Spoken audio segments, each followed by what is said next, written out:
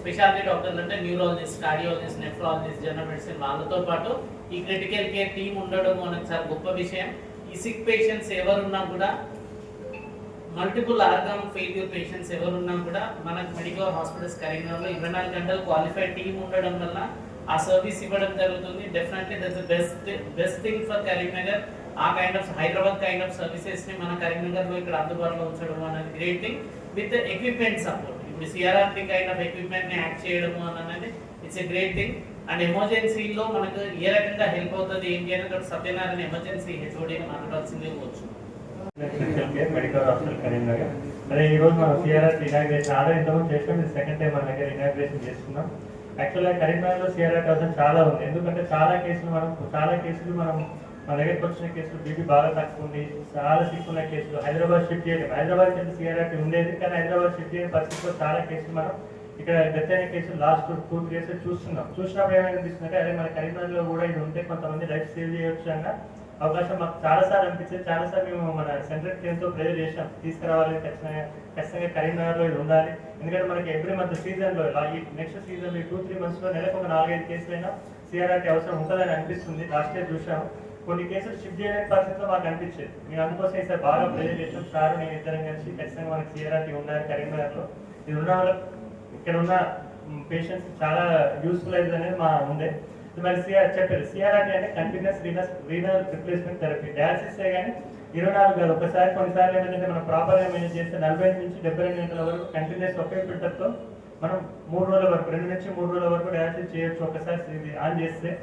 కాబట్టి ఇది ఏంటంటే మోరల్లెస్ సార్ అంటే కొంచెం నార్మల్ కిడ్నీకి కొంచెం దగ్గరలో ఉంటుంది. మిగిలిన డయాలసిస్ అనేది రోజుకి 24 గంటలు 3-4 సార్లు చేస్తాం. ఇది ఏంటంటే కంటిన్యూస్గా 24 గంటలు డయాలసిస్ చేయడం వల్ల ఏంటంటే మన శరీరం సిమిలర్ టు కిడ్నీ ఈ ఏదైనా ఈ చెడు పదార్థాలు తీయడం అనేది స్లోగా తీస్తుంది, బీపీ తక్కువ పడేస్తుంది. కాబట్టి ఇది మోర్ సేఫ్ కంపేర్ టు మా నార్మల్ డయాలసిస్ కంటే కూడా. దీని ఇది చేయడం మరి అంత ఈజీ అంటే కొంచెం కాంప్లెక్సిటీ ఉంటుంది, కొంచెం ఎక్స్పర్టైజ్ కావాలి.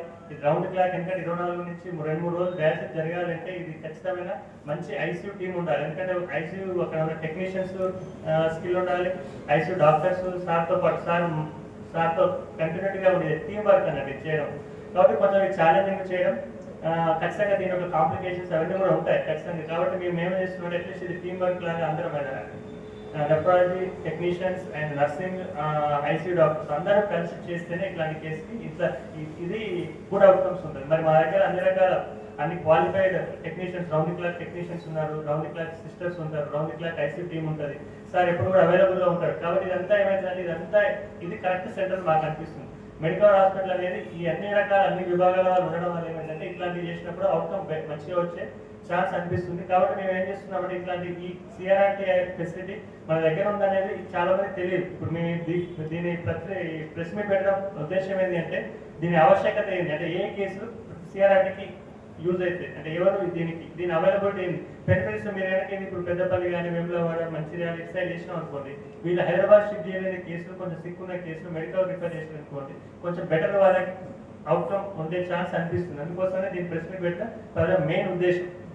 అందుకోసమని ఇంకా ఇదంతా ఇప్పుడు మాకు ఇది కొంచెం కాస్ట్లీ, వేరే డయాలసిస్తో పోతే కొంచెం కాస్ట్లీ. కాకపోతే మేము మా సెంటర్ కూడా మేము రిక్వెస్ట్ చేయడం ఏం చేసిందంటే కొంచెం రీజనబుల్, హైదరాబాద్తో ఛార్జ్ కాకుండా రీజనబుల్ పేషెంట్కి అఫోర్డబుల్గా ఉండే విధంగా కొద్ది రోజులు దీని ఇంపార్టెన్స్ తెలిసేంత వరకు, దీని ఇంపార్టెన్స్ తెలిస్తే తర్వాత యాక్సెప్ట్ చేస్తారు, కానీ ఇనిషియల్ స్టేజ్లో దీని ఇంపార్టెన్స్ తెలిసేంత వరకు కొంచెం ఎంకరేజ్ చేయడం కోసం రీజనబుల్ ప్రైస్లో పెట్టాలని మేము మా సెంటర్ కూడా రిక్వెస్ట్ చేయడం జరిగింది. 1-2-3 తర్వాత ఇది మెయిన్ ఏంటంటే ఇది డాక్టర్స్ తెలవాలి ఫస్ట్. ఇక్కడ సిఆర్ఆర్టీ ఉన్నాయి, పబ్లిక్ అంటే కూడా ఇక్కడ ఉన్న లోకల్ మా పెరిఫరీస్ ఉన్న డాక్టర్స్ వచ్చింది అనుకోండి, వాళ్ళ ఇక్కడికి రిఫర్ చేసే ఛాన్స్ ఉంటుంది. ఇది యొక్క ఇంపార్టెన్స్ తెలుస్తుంది. కాబట్టి మేమేమనుకుంటున్నామంటే మీ ప్రెస్ మీట్ ద్వారా దాని యొక్క ఆవశ్యకత మేము చెప్తాను. ఇప్పుడు సార్ ఇస్తారు ఏ కండిషన్స్లో యూజ్ అవుతుంది, దాన్ని కొంచెం మీరు ప్రాపర్గా కనుక రిలీజ్ చేయగలిగింది అనుకోండి, చాలా మంది పేషెంట్కి ఈ సీజన్లో యూజ్ అవుతుందని మేము అనుకుంటున్నాం.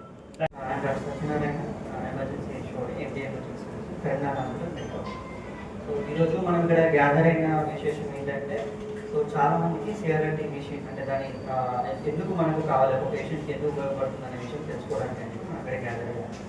సో ఆల్రెడీ నేను స్టార్ట్ చెప్పినట్టుగా ఏమేమి ఇండికేషన్స్, ఫర్ ఎగ్జాంపుల్ ఒక పేషెంట్కి ఏదో ఒక ఇన్ఫెక్షన్ వచ్చింది, లంగ్లో ఇన్ఫెక్షన్ వచ్చిండొచ్చు, అబ్డామినల్ ఇన్ఫెక్షన్ వచ్చిండొచ్చు, ఎక్కడైనా కూడా బాడీలో ఎక్కడైనా ఇన్ఫెక్షన్ వచ్చినప్పుడు ఫస్ట్ అదొక ఆర్గాన్ ఎఫెక్ట్ అవుతుంది, తర్వాత ఏంటంటే మెల్లిమెల్లిగా మిగతా ఆర్గాన్స్ ఏంటంటే పేషెంట్కి అన్ని ఆర్గాన్స్ డ్యామేజ్ అయ్యాయి, బాడీలో విష పదార్థాలన్నీ రొటీన్లో పేరుకుపోతున్నాయి, బయటికి రావాలి. సో బయటికి రావాలి ఏంటంటే మామూలు రొటీన్ డయాలసిస్తో ఏంటంటే బీపీ కొద్దిగా నార్మల్గా ఉన్నప్పుడు మాత్రమే రొటీన్గా చేసే డయాలసిస్ చేయగలుగుతాం. కాకపోతే అట్లా చేసినప్పుడు ఏంటంటే ఇప్పుడు ఆల్రెడీ బీపీ తక్కువ పేషెంట్కి ఈ డయాలసిస్ నార్మల్ రొటీన్ డయాలసిస్ చేయడం వల్ల బీపీ ఇంకా తగ్గిపోయే ప్రమాదం ఉంటుంది, డ్యామేజ్ ఎక్కువగా అయ్యే అవకాశం ఉంటుంది. సో అట్లాంటి దానికి మనకు ఆల్టర్నేట్గా ఏంటంటే సేఫెస్ట్గా సిఆర్ఆర్టీ అనేది మనం చేయొచ్చు. So continuous renal replacement therapy. So డయాలసిస్లో వాటిలో ఎక్కువగా ఒకేసారి బ్లడ్ బయటికి రావడము, ప్యూరిఫైర్ లోపలికి వెళ్ళడం అట్లా ఉంటుంది. సిఆర్ఆర్టీ ఏంటంటే మెల్లిమెల్లిగా అనేది రొటీన్ మన బాడీలో జరిగే ప్రాసెస్. దీన్ని మనం ఎగ్జాక్ట్గా ఏంటంటే ఆర్టిఫిషియల్ కిడ్నీ అని అనుకోవచ్చు. కంప్లీట్గా కిడ్నీ ఫంక్షన్ని రిప్లేస్ చేస్తుంది. సో మనకు బాడీలో పేర్కొన్న విష పదార్థాలన్నింటినీ కూడా ఇది ఈ కిడ్నీ చేసే పని, కిడ్నీ డ్యామేజ్ కొద్దిగా టెంపరీగా ఉంది కాబట్టి దానికి రిప్లేస్మెంట్గా మనం ఈ మిషన్ అనేది యూజ్ చేస్తాం. సో ఎమర్జెన్సీలో ఇంపార్టెన్స్ ఏంటంటే ఒక పేషెంట్ మనకు సిక్గా వచ్చాడు అనుకోండి, ఫర్ ఎగ్జాంపుల్ మల్టీ ఆర్గన్స్ అన్ని డ్యామేజ్ అయ్యాక వచ్చినప్పుడు సో ఫస్ట్ ఇనిషియల్గా ఈ మిషన్ అనేది ఇనిషియేట్ చేయాలంటే పేషెంట్కి సెంట్రల్ డయాలసిస్ క్యాథెటర్ అనేది ఫస్ట్ పెట్టాల్సి ఉంటుంది. సో అది ఎమర్జెన్సీలో స్టార్ట్ అవుతుంది. సో ఎమర్జెన్సీలోనే మనము నెఫ్రాలజిస్ట్తో కోఆర్డినేట్ చేసి సిఆర్ఆర్టీ చేయాలా డయాలసిస్ చేయాలనే డెసిషన్ తీసుకొని అక్కడ నుంచి మనం సిఆర్ఆర్టీ అనేది ఇనిషియేట్ చేయడం స్టార్ట్ అవుతుంది. సో ఆ విధంగా మనకు ఎమర్జెన్సీలో హెల్ప్ అవుతుంది. దాని తర్వాత ఫర్దర్గా ఐసీయూలో కంటిన్యూ అవుతుంది.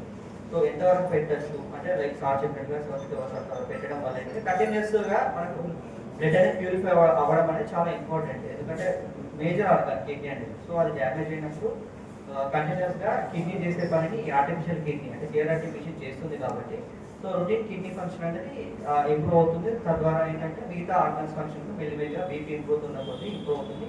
మీన్వైల్ మనం యాంటీబయాటిక్స్ అవి పెడతాము అండ్ బ్లడ్ ట్రాన్స్ఫ్యూజన్ అవి చేస్తాము. సో ఓవరాల్గా ఈ మిషన్తో స్టార్ట్ చేసి మిగతా ఆర్గన్స్ అన్నిటి కూడా ఇంప్రూవ్ అయ్యే అవకాశం ఉంటాయి. సో అందువల్ల మనం సిఆర్ఆర్టీ అనేది ఇంపార్టెంట్గా తీసుకోవాలి.